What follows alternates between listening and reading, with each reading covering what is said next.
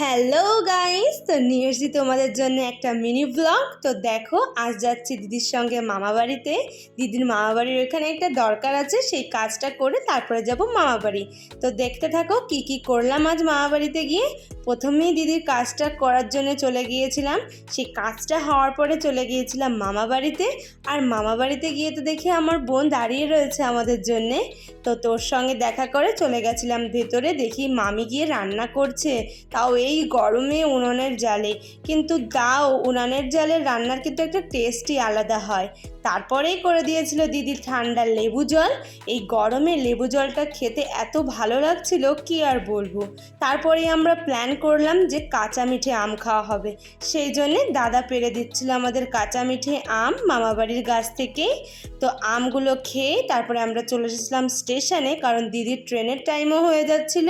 তো দিদি ট্রেন ধরে চলে গেল বাড়ি, আর আমিও চলে আসলাম বাড়ি। তো ভিডিওটা ভালো লাগলে নিশ্চয়ই লাইক কমেন্ট শেয়ার করবে, আর আমার চ্যানেলটাকে সাবস্ক্রাইব করবে। আজকের মতো এটুকুই, টাটা।